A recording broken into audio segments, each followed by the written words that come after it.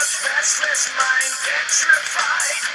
Clouds of fear permeate all I see. Heightening nervousness threatens me. I am paralyzed, so afraid to die. Caught up, got warning signs never show.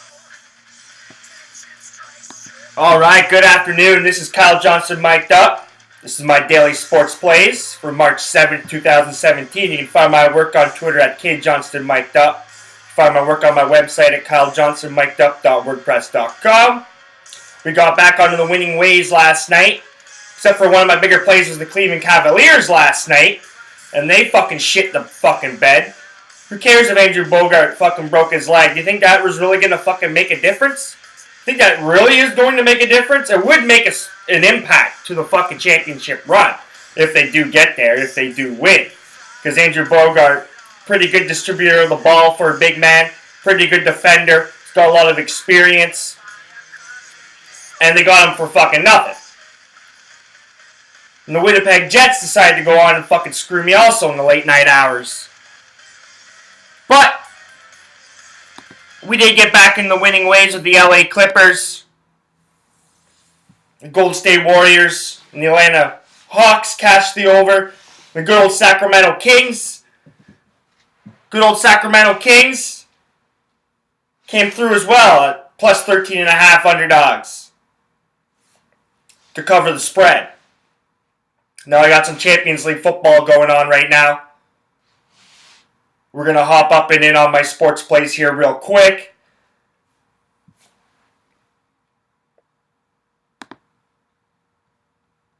I'll just give you guys a little update here. Right now, what's going down across the pond. We got 2-1. 2-1 Real Madrid lead. It's not looking good for Napoli. It's, 5-2 on aggregate now. 2 away goals for Real Madrid as well. Things are really not looking good for Napoli. And Arsenal's tied 1-1 with Bayern Munich at home in London. And they got the shit kicked out of them 5-0 down in Munich in the first leg. So it's not looking very good for them. Arsenal's got a history of coming back and playing well in the second leg when there's no pressure on them. Now I got a couple plays. I got Arsenal in the draw, parlayed up with Napoli in the draw. So we need a Napoli goal fucking badly. Insigne, Dries Martens, and Marek Hamšík. They got a pretty good fucking attacking quartet with Malik or whoever's starting or leading the line. So I'm not too worried yet right now. We got 25 minutes plus stoppage time to go in that game. Same in the Arsenal game. I also have the over in both games parlayed. So an Arsenal goal. I need Arsenal to score. I need Napoli to score to kick off a fucking good evening. Hopefully in the sports world. Now Arsenal, they had no fucking hope in hell coming into this game. They're fucking agitated. Their fucking best fucking player. Their best player is fucking leaving. Once again, Arsenal's going to sell their fucking best player. Yet Arsenal thinks they're fucking big-time players in the fucking world of football. You're not even big-time players in the fucking Prem. When's the last time you fucking won? When's the last time you staged a fucking run at the Premier League fucking title that was somewhat significant? What? Maybe when United got their 19th championship with Fergie at the helm? It was that long ago? Arsenal, you guys got a lot of problems. You little cheap fucks up there in North London. Making a lot of fucking money off your stadium. You guys got fucking hardly any fucking debt. Spend some fucking cash. Re-sign your fucking players. Arsene Wenger, it's time for you to go. The world of football has passed you by. You know, you're a living legend. You are what you are. You ain't no Alex Ferguson. And it's time to go. If I'm the fucking supporters, man, I'm saying it's time to fucking go. As I'm just saying that, 2-1 Bayern Munich. Great. So I need an Arsenal fucking goal eventually, but that's fucking good. The over's cash in both. So now we need a Napoli goal, we need an Arsenal goal still. It really doesn't change the scenario a whole lot. We just cashed the fucking over parlay, so that's fucking awesome. It's a good fucking start to the night.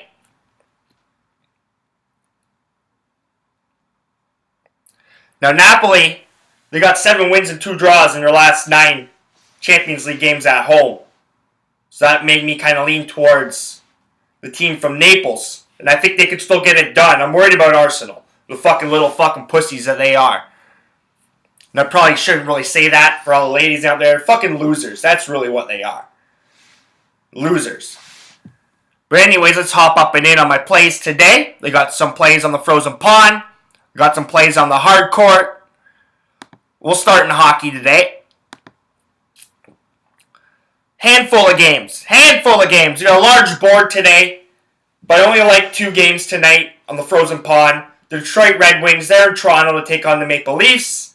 The Maple Leafs have been fucking struggling lately. But they're laying minus 185 at home. There's no way the Toronto Maple Leafs should lay minus 185 at home. I do not have a play on the sides in this match, though. The total in this game is 5.5 pucks. And I like the under. I like the under 5.5 pucks in the Detroit Red Wings Toronto Maple Leaf game. Toronto, the under has cashed in 4 of the last 5 games.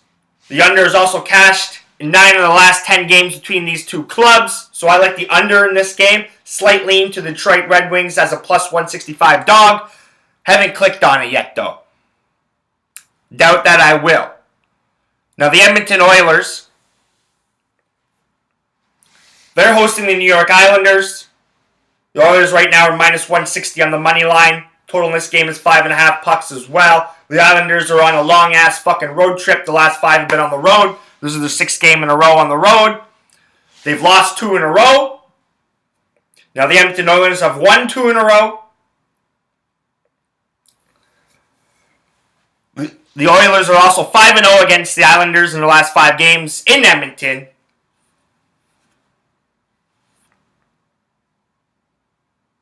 The Oilers are also 7-3 at home in the last 10 games at home. So as you can see where I'm going with this, I like the Edmonton Oilers on the money line at minus 160 to beat the New York Islanders. I also like the under in this game. The under is 7-3 in their last 10 meetings between these 2 clubs. So we're going to take the under as well. The Islanders, I think, will be tired after a long road trip. Unless Connor McDavid scores, the Edmonton Oilers don't fucking score. Now in the NBA,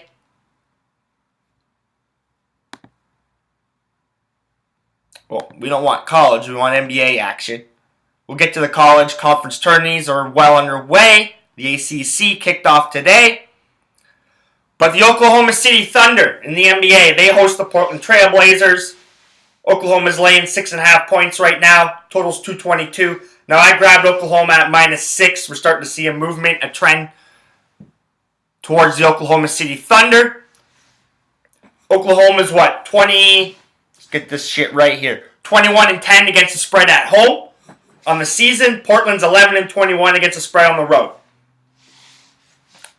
I couldn't say enough said, but Oklahoma's 5-1 against the spread in their last 6 at home versus Portland.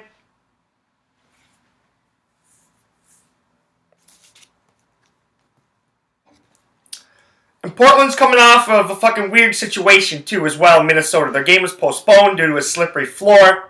Fucking Christ, eh? You think this wouldn't fucking happen in 2017. They said they didn't notice till the players went out for a warm-up. Like, how? Do they not have people working at the fucking arena? Do they not have, like, who's in charge of the floor? Like, the maintenance staff, the fucking crew. Because they put a sheet of ice in for some Disney on Ice shit. And the Collegiate Hockey Conference Championships going down there in Minnesota. So they got people to put the ice in. You think they'd have people to fucking keep a watch on it. Keep an eye on it. Overlook it. Make sure everything's looking good. You got an NBA fucking games coming into the fucking building. You know what I mean? It's just so fucking amateur in 2017. It really is, to be quite honest with you. And I can accept that it happens. and maybe you can't do anything fucking about it. It's a hot day, there's a lot of humidity. But you should know well beforehand that this is a fucking problem, not when the players come out for fucking warm-ups. You know what I'm saying? And the fans are starting to fucking show up, etc., etc. At least give the fans, the people that fucking pay their fucking tickets, that help pay your guys' salaries, a fucking little fucking heads up. You know what I'm saying? So they don't have their complete night fucking ruined. But anyway, so they're coming off that weird situation. I like the Oklahoma City Thunder to cover the 6 against the Portland Trailblazers. Now, the Dallas Mavericks, they host the god-awful Los Angeles Lakers. They've just been god-awful. Just been awful lately. Just been awful since the trade deadline. Been awful since the All-Star break. They've been awful. Now, the Mavericks, they've been playing a lot better basketball. They're laying 9.5 points at home. I like the Dallas Mavericks to cover the 9.5. Dallas is 7-3 against the spread in their last 10. 6-1 against the spread in their last 10 at home. Dallas is also 21-11 against the spread at home on the season. Like, the Dallas Mavericks have just been playing very good basketball at home, especially as of late. The Los Angeles Lakers, 2-7-1 against the spread in their last 10. They're not making anybody any fucking money right now. So I like the Dallas Mavericks to win big. They did blow them out in LA, 122-73. So I like the Dallas Mavericks to cover the 9.5 points tonight. Now over in the college basketball world, where things are starting to heat up. Teams are fucking on the bubble. Teams are feeling the fucking heat. One of those teams are the Georgia Tech Yellow Jackets. Now Georgia Tech, they're getting 2.5 points against Pitt. Total in this game right now is 132.5. Now Pitt's awful. Pitt's got nothing to fucking play for. Georgia Tech, they have everything to fucking play for. An NIT berth, maybe they can fucking run the table and squeeze into the fucking March Madness tourney. I doubt that. But an NIT berth is definitely within their grasp. Now Georgia Tech,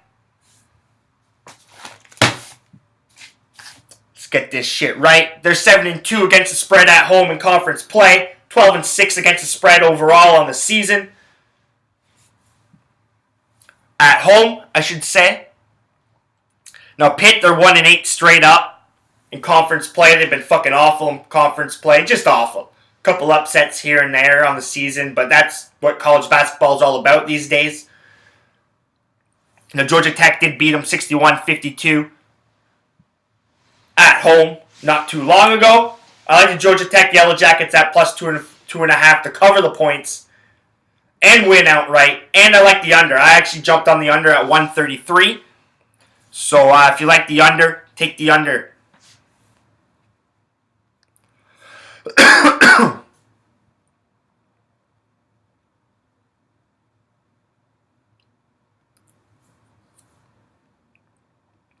And finally, how can I not? Because I'm in the basketball mood. You know, I'm in the NCAA mood. We got a big game going down in the West Coast Championship, West Coast Conference. Gonzaga, St. Mary's, round 2. Basically the only two good fucking teams in this conference. And fucking St. Mary's, man, they would fucking probably struggle. They might win one round, then probably struggle. Gonzaga, I won't be shocked if they struggle in the tourney. You know, they're probably going to be laying a big fucking spread in the first two matchups. And I wouldn't be shocked if they don't cover either one. But let's worry about this game. Right now, Gonzaga's laying 4.5 points against St. Mary's. Total in this game is 134. I like the Zags. I like the Zags at minus 4.5. In fact, I even bought it down to minus 4.5 before it fucking moved down, which was fucking, pisses me off. But it is what it is. What can I do about it?